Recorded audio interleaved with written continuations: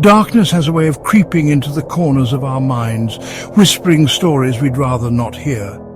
Tonight I'll take you to a place where fear resides, where reality and nightmare blur into one. This is a tale not for the faint of heart. Are you ready to listen? Then let's begin. It started in a small, forgotten town nestled deep within the woods. The kind of place where everyone knows each other's names, yet secrets fester beneath the surface. Among the many whispered tales, one stood out, the legend of the abandoned Blackthorn Manor. Blackthorn Manor had been empty for decades, or so the townsfolk claimed. But for 17-year-old Mia, it was a dare she couldn't refuse.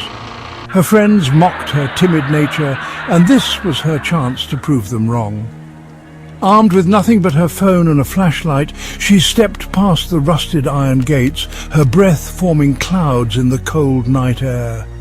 The house loomed above her, its windows shattered like jagged teeth, the front door slightly ajar, as if inviting her in. Mia's heart pounded as she stepped inside. The air was thick, stale, carrying the faint scent of decay. She hadn't taken more than a few steps when she heard it, a faint whisper. It wasn't the wind. No, this was a voice, a child's voice, pleading, "Help me." Mia froze. "Is someone there?" she called out, her voice trembling. The whisper grew louder, more insistent, echoing through the empty halls. The flashlight flickered as though something unseen was draining its power. Mia's courage faltered, but she pressed on, following the sound to a door at the end of the hall. Her trembling hand reached for the doorknob, and as she turned it, a blast of cold air extinguished her flashlight. The room beyond was pitch black. Suddenly, the door slammed shut behind her. Her phone's screen provided the only light now, but it was enough to reveal what lay before her. Figures stood motionless in the darkness, their hollow eyes glowing faintly.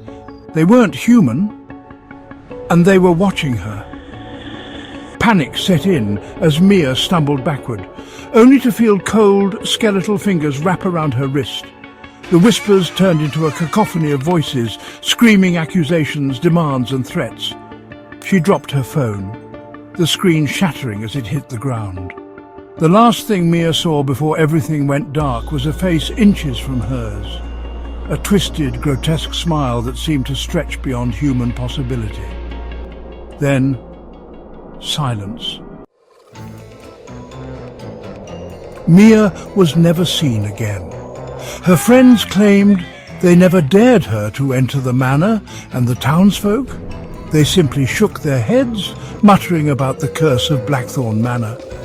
But sometimes, late at night, passers-by swear they hear her voice among the whispers, calling for help. And so, dear listener, the next time you hear a whisper in the dark, be careful. It might just be an invitation to join them. This has been tonight's tale. Sleep well if you can.